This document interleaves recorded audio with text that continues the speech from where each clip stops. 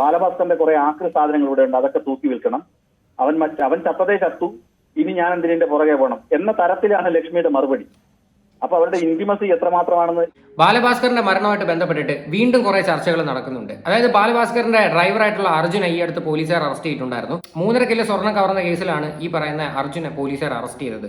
എന്തായാലും അതിനുശേഷം ഈ ബാലഭാസ്കറിന്റെ മരണവുമായിട്ട് ബന്ധപ്പെട്ടിട്ട് ഒരുപാട് ഇഷ്യൂസുകൾ പൊങ്ങി വരുന്നുണ്ട്. അതായത് പണ്ടേ ഇത് നമ്മൾ ചർച്ച ചെയ്യുന്ന ഒരു കാര്യമായിരുന്നു, ഈ പറയുന്ന ബാലഭാസ്കറിന്റെ മരണം അത് കൊലപാതകമാണ്, അല്ലാതെ വണ്ടി ഇടിച്ച് മരിച്ചതല്ല എന്നുള്ള രീതിയിൽ എല്ലാവരും വന്നിരുന്ന് ഇതിനെപ്പറ്റി സംസാരിക്കുന്നുണ്ടായിരുന്നു. പ്രത്യേകിച്ച് ബാലഭാസ്കറിന്റെ അച്ഛൻ തന്നെ വന്ന് പറഞ്ഞിട്ടുണ്ടായിരുന്നു എന്റെ മകനെ കൊന്നയാന്നുള്ള രീതിയിൽ. ഓക്കെ, പിന്നെ അതിന്റെ കേസ് അന്വേഷണവും കാര്യങ്ങളൊക്കെ CBIക്ക് കൈമാറി. CBI കേസ് അന്വേഷിച്ചുകൊണ്ടിരിക്കുന്ന സമയത്ത് ഈ പറയുന്ന അർജുന് ഭയങ്കര ക്ലീൻ ചീറ്റൊക്കെ ആയിരുന്നു കൊടുത്തിരുന്നത്. അതായത് അർജുൻ വളരെ നല്ലൊരു വ്യക്തിയാണ്, അർജുൻ ഈ ഒരു സംഭവമായിട്ട് യാതൊരു ബന്ധവുമില്ല എന്നൊക്കെയുള്ള രീതിയിലായിരുന്നു. പക്ഷെ ഇപ്പൊ നമ്മൾ ഈ ഒരു കേസും കാര്യങ്ങളൊക്കെ എടുത്തു വെച്ച് നോക്കുമ്പോഴത്തേക്ക് ഈ പയ്യൻ അത്ര നല്ലൊരുത്തരൊന്നും അല്ല. ഇവർ ഫ്രോഡ് ഇറക്കണമെന്നുള്ള ഒരു കാര്യത്തിൽ അത് യാതൊരു സംശയമില്ല.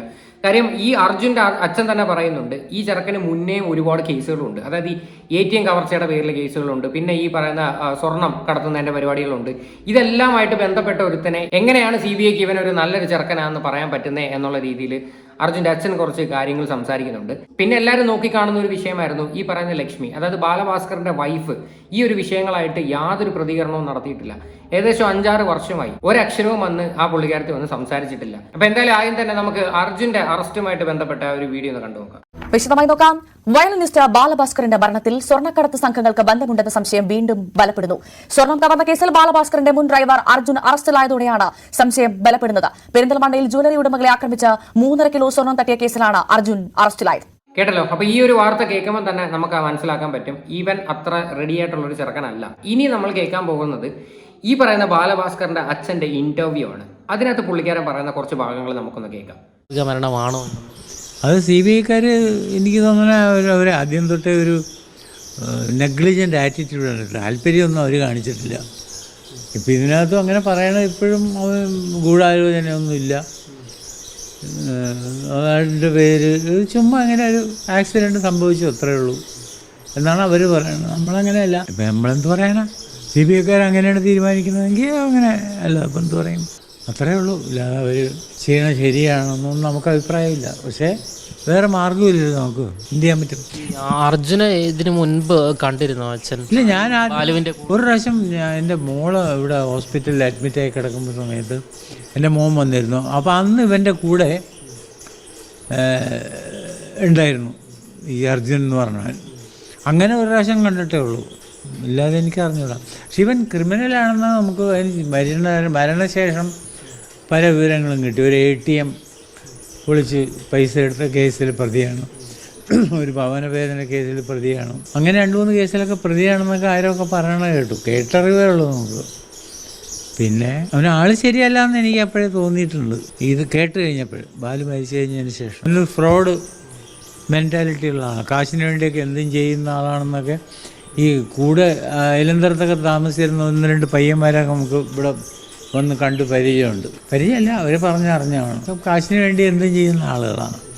ഇത്രയും മോശമായിട്ടുള്ളൊരു ബാക്ക്ഗ്രൗണ്ട് ഉള്ള ഒരുത്തനെ എന്തുകൊണ്ട് ഇവനെ ഒരു നല്ലവനാക്കി മാറ്റി നിർത്തിയെന്ന് എനിക്ക് മനസ്സിലാവുന്നില്ല. കാര്യം ഇവനെയാണ് ഏറ്റവും കൂടുതൽ ഈ ഒരു വിഷയത്തിൽ ചോദ്യം ചെയ്യേണ്ടത്. ഇതിപ്പോൾ ഇത്രയും വർഷമായ ഒരു കാര്യമാണ്. ഇപ്പോഴും ഇതിനകത്ത് എല്ലാവരും അവിടെ ഇവിടെ കേട്ടറിഞ്ഞു കണ്ടറിഞ്ഞു എന്നുള്ള രീതിയിലാണ്. പക്ഷേ ഇതിന്റെ സത്യം എന്താണ് എന്ന് ഇതുവരെ ഒരു മനുഷ്യർക്കും അറിയത്തില്ല. പെട്രോൾ പമ്പിൽ വെച്ചിട്ട് ഒരു ഐ വിറ്റ്നസ് ഉണ്ടായിരുന്നു, കലാഭവൻ സോഫി എന്ന് പറയുന്ന ആ പുള്ളിക്കാരൻ പറയുന്ന കുറച്ച് കാര്യം ഉണ്ടായിരുന്നു. അതായത് അർജുനെ വണ്ടിക്കകത്ത് നിന്ന് പിടിച്ചിറക്കുന്നു, എല്ലാവരും കൂടെ എടുത്തിട്ട് അടിക്കുന്നു, പിന്നെ വണ്ടിയുടെ ഗ്ലാസ് തല്ലിപ്പൊളിക്കുന്നു, അങ്ങനെയുള്ള കുറച്ച് കേസുകളെല്ലാം ആ പുള്ളി വന്ന് സംസാരിച്ചിട്ടുണ്ടായിരുന്നു.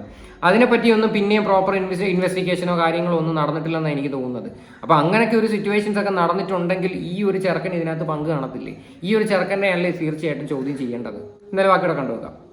അർജുനൊക്കെ അപ്പോൾ അതുകൊണ്ടാണല്ലോ ഇപ്പോൾ ഈ സ്മഗ്ലിങ് ആക്ടിവിറ്റീസ്.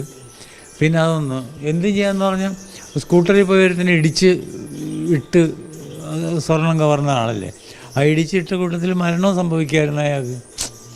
അപ്പോൾ കൊലപാതകത്തിന് പോലും പഠിക്കാത്ത ആളാണവൻ അർജുനൻ എന്ന് പറഞ്ഞാൽ. അവനാണ് വണ്ടി ഓടിച്ച് ബാലുവിൻ്റെ അപകട സമയത്ത്. ഇനി ബാലുവിനെ കൊല്ലാൻ വേണ്ടി അവൻ ചെയ്തതാണോ എന്നൊക്കെ നമ്മൾ സംശയിച്ചു. അതൊക്കെ പറഞ്ഞപ്പോൾ അവർ CBIക്കാർ പറഞ്ഞേ അങ്ങനെയൊന്നുമില്ല, അവൻ പാവമാണോ എന്നൊക്കെയാണ് ഇപ്പോൾ പറയണേ.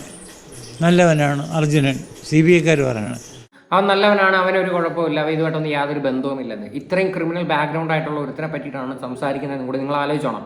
ഇനി ഇതിനകത്തുള്ള ഒരു മെയിൻ പോയിന്റ് എന്ന് പറയുന്നതാണ് ഈ എന്തുകൊണ്ട് ഈ പറയുന്ന ബാലഭാസ്കറിന്റെ ഭാര്യ ഈ ഒരു വിഷയത്തിൽ പ്രതികരിക്കുന്നില്ല എന്ന്. അതിനെ പറ്റിയിട്ട് ഈ അച്ഛൻ കുറച്ച് കാര്യങ്ങൾ പറയുന്നുണ്ട്. അതായത് ഈ പറയുന്ന വ്യക്തിക്ക് ഈ വീട്ടുകാരോട്ടൊന്നും വലിയ അറ്റാച്ച്മെന്റ് ഇല്ല. പിന്നെ ഒന്നാമത്തെ കാര്യം, ഇവർ വിളിച്ചു കഴിഞ്ഞാൽ ഫോൺ എടുക്കാറില്ല, ഇവരുമായിട്ട് യാതൊരു കോണ്ടാക്റ്റും ഇല്ല. എന്താണ് എന്ന് ചോദിച്ചു കഴിഞ്ഞാൽ അവർക്ക് തന്നെ അറിയത്തില്ല. എന്തായാലും അതും കൂടി നമുക്കൊന്ന് കണ്ടുനോക്കാം. അവൻ്റെ ഭാര്യ നമ്മളോടൊന്നും പറഞ്ഞിട്ടുമില്ല, ഒരു കോണ്ടാക്റ്റും ഇല്ല. അതെന്തുകൊണ്ടാ അച്ഛാ? അതങ്ങനെ എന്തുകൊണ്ടാണെന്ന് അറിയാം? അതിപ്പോൾ എങ്ങനെ അറിയാം? അത് അവരുടെ ഇഷ്ടമല്ലേ.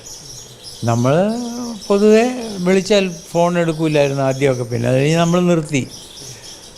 അവർക്ക് നമ്മളോട് എന്തോ ഒരു ഇതുപോലെ ചിലപ്പോൾ ഇനി അവർക്ക് കിട്ടാനുള്ള പൈസ അല്ലെങ്കിൽ ബാലുവിൻ്റെ പൈസ എന്തെങ്കിലും ബ്ലോക്ക് ചെയ്യുന്നുള്ള പേടിയാണോ? ഇവനാണ് എല്ലാം വാങ്ങിച്ചു കൊടുത്തതെന്നാണ് ഞാൻ അറിഞ്ഞത്. വിഷ്ണു വാങ്ങിച്ചു കൊടുത്തതെന്ന് പറഞ്ഞാൽ വാങ്ങിച്ചത്, കൊടുത്തില്ല എന്നൊക്കെ അവന് മാത്രം അറിയാവൂ, ദൈവത്തിനും. അവൻ പണ്ടേ കള്ളനാണ്, അറിഞ്ഞുള്ളവരെ അങ്ങനെയാണല്ലോ. അവരെ വിളിച്ച് അവർ ഫോണൊന്നും എടുക്കില്ലായിരുന്നു, അതുകൊണ്ട് ഒന്നും അറിയാൻ പറ്റാത്തൊരവസ്ഥയാണ്. ഇപ്പോഴും യാതൊരു കോണ്ടാക്റ്റും ഇല്ല ബാലുവിൻ്റെ ഭാര്യയായിട്ട്. നമ്മളെന്ത് പറയാനാ, അവർക്ക് താല്പര്യമില്ല, വേണ്ട. നമുക്ക് നമ്മുടെ മോൻ പോയി ഇനിയിപ്പോൾ എന്ത് ചെയ്യാൻ പറ്റും? തിരിച്ചു കൊണ്ടുവരാനൊന്നും പറ്റില്ല. അത്ര തന്നെ. ഈ അടുത്ത മറ്റോ ബാലുവിൻ്റെ ഭാര്യയെ വിളിക്കാൻ ശ്രമിച്ചിരുന്നു. ഞാൻ അങ്ങോട്ട് വിളിക്കുമ്പോഴൊന്നും എടുക്കില്ലായിരുന്നു ആദ്യം. പിന്നെ നമ്മൾ ആ ശ്രമം ഉപേക്ഷിച്ച് എന്തിന് വെറുതെ വിളിക്കുന്നത്? ഫോൺ വരെ മാറിയോന്ന് എനിക്ക് സംശയമുണ്ട്. ഇതിനകത്ത് ഈ അച്ഛൻ പറയുന്നുണ്ട്, മേ ബി ചിലപ്പം ഈ ബാലുവിന് കിട്ടാൻ പോകുന്ന കാശെല്ലാം കൂടെ ഞങ്ങൾക്ക് കിട്ടുമെന്നൊക്കെ വെച്ചതിൻ്റെ പേരിലായിരിക്കാമെന്ന്. അപ്പോൾ ഇതിനകത്ത് പണ്ട് തൊട്ടേ ഇവർ ഇടയിൽ വിഷയങ്ങൾ ഉണ്ട് എന്നാണ് ഇതിനകത്തുനിന്ന് മനസ്സിലാക്കാൻ പറ്റുന്നത്. കാര്യം ഈ അച്ഛൻ തന്നെ പറയുന്നുണ്ട്, പണ്ട് ഈ പറയുന്ന ബാലഭാസ്കർ ജീവിച്ചിരിക്കുന്ന സമയം തൊട്ടേ ഇങ്ങനെയൊക്കെയുള്ള രീതിയിലാണ് ഈ പെൺകുട്ടി എന്നുള്ള രീതിയിൽ. ഇവരായിട്ടൊന്നും വലിയ അറ്റാച്ച്മെന്റ് ഇല്ല. അത് മാത്രമല്ല, ബാലഭാസ്കറിന്റെ കാര്യങ്ങൾ പോലും ഈ പെൺകുട്ടി നേരെ ജീവൻ നോക്കാറില്ല എന്നൊക്കെ ഇതിനകത്ത് വ്യക്തമായിട്ട് സംസാരിക്കുന്നുണ്ട്. ഇവരുടെ ഇടയിലൊക്കെ എന്തൊക്കെയോ ഇഷ്യൂസും കാര്യങ്ങളൊക്കെ ഉണ്ടായിരുന്നു. കൂടുതൽ എന്തെങ്കിലുമൊക്കെ സത്യങ്ങൾ മനസ്സിലാക്കണമെങ്കിൽ ലക്ഷ്മി പ്രതികരിച്ചാലേ പറ്റത്തുള്ളൂ. ലക്ഷ്മി പ്രതികരിക്കാതിരിക്കുന്നിടത്തോളം കാലം ഈ ഒരു വിഷയത്തിനകത്തോട്ട് പ്രത്യേകിച്ച് യാതൊരു കൺക്ലൂഷനും കാണത്തില്ല. ഈ രണ്ട് ജീവൻ പോയിട്ടും എന്തുകൊണ്ടാണ് മിണ്ടാതിരിക്കുന്നതെന്ന് മനസ്സിലാവുന്നില്ല. ശരിക്കും ഇനി എന്തെങ്കിലുമൊക്കെ പേടിച്ചിട്ടാണെങ്കിൽ പോലും ഇതിൽ കൂടുതൽ ഇനി എന്താണ് കിട്ടാനുള്ളത്? ജീവനോടുള്ളവർ മരിച്ച് ഇനി ഇതിൽ കൂടുതൽ ഇനി വരാൻ ഇനി ഒന്നുമില്ല. എന്തെങ്കിലുമൊക്കെ ഉണ്ടെങ്കിൽ അത് തുറന്നു പറയുക, അതാണ് ശരിക്കും ചെയ്യേണ്ടത്. അല്ലാതെ മിണ്ടാതിരിക്കുന്നതിനകത്തോട്ടൊന്നും യാതൊരു അർത്ഥമില്ല. പിന്നെ ബാലഭാസ്കറിന്റെ സുഹൃത്തും ഈ പറയുന്ന പെൺകുട്ടിയെ പറ്റിയിട്ട് പറയുന്ന കുറച്ച് കാര്യങ്ങളും കൂടി ഉണ്ട്. എന്തായാലും നമുക്ക് കേൾക്കാം. എന്തായാലും വാക്യം കൂടെ അച്ഛൻ പറയുന്ന വാക്യം കൂടെ നമുക്ക് കേട്ടു നോക്കാം. നമ്പർ വേറെ എടുക്കാമല്ലോ. അവർക്ക് നമ്മളോട് ഒരു താല്പര്യമില്ല ബാലു മരിച്ചതിന് ശേഷം, പ്രത്യേകിച്ചും. ഈ മരിക്കുന്നതിന് മുമ്പ് ഞാൻ പോകുമ്പോൾ അവിടെ മിക്കവാറും പോകുമായിരുന്നു ഇവനെ കാണാൻ. അപ്പോഴൊക്കെ സംസാരിക്കും, വലിയ താല്പര്യമൊന്നുമില്ല, എന്നാലും സംസാരിക്കും. കാരണം നമ്മളെ ഒന്നും അവർക്ക് ഇഷ്ടമല്ല. കാരണം ബാലുവിൻ്റെ പൈസ നമ്മൾ പിടിച്ചു വാങ്ങിക്കുമെന്നൊരു തോന്നൽ അവർക്ക് വന്നതുകൊണ്ടായിരിക്കാം നമ്മളിൽ നിന്ന് അകറ്റി കൊണ്ടുപോകാനൊരു ശ്രമം ആദ്യമേ നടത്തിയിട്ടുണ്ട് അവർ. പിന്നെ നമ്മളും അതിന് വഴങ്ങി കൊടുത്തു. എന്തിനു വെറുതെ പ്രോബ്ലം ഉണ്ടാക്കണം, അവർ ജീവിച്ചുകൊണ്ട് പോട്ടെ.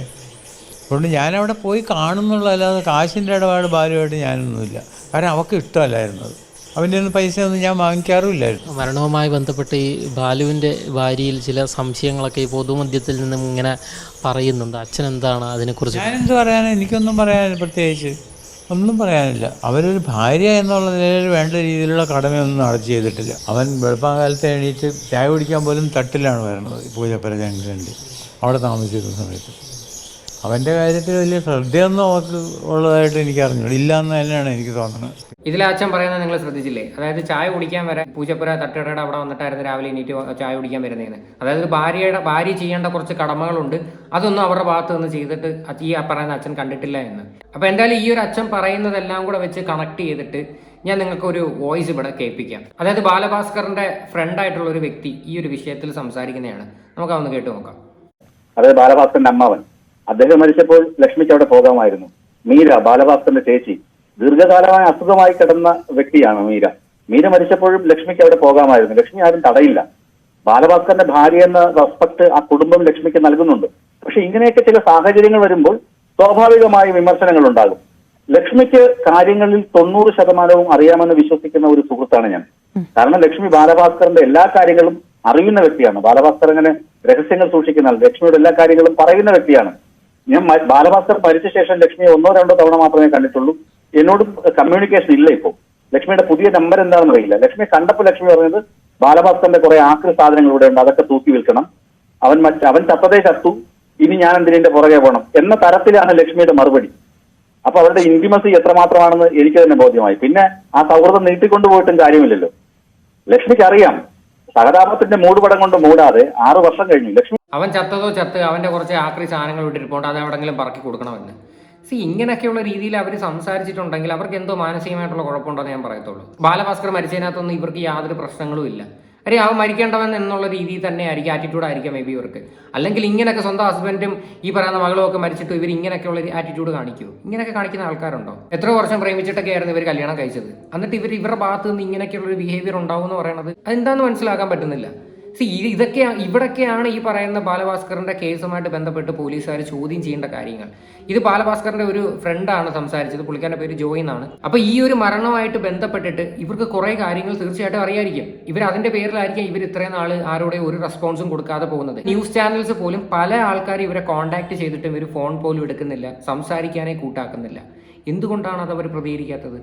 അത് മാത്രമല്ല, ഈ പറയുന്ന ലക്ഷ്മിയുടെ മൊഴിയും അർജുന്റെ മൊഴിയും തമ്മിൽ വ്യത്യാസം ഉണ്ടായിരുന്നു. അതായത് ഈ മരിച്ച സമയത്ത് ടീച്ചർക്ക് കൊടുക്കുന്ന മൊഴിയുണ്ടല്ലോ, അതിനകത്ത് ഇവർ രണ്ടുപേരും പറഞ്ഞത് വ്യത്യാസമായിട്ടുള്ള രീതിയിലായിരുന്നു വന്നുകൊണ്ടിരുന്നത്. ഇനി ഇതിന്റെ ഒരു ഐ വിറ്റ്നസ് ആയിട്ടുള്ള ഒരു വ്യക്തിയുണ്ട്, അതായത് കലാപൻ സോഫി എന്ന് പറയുന്ന ഒരു പുള്ളിക്കാരൻ.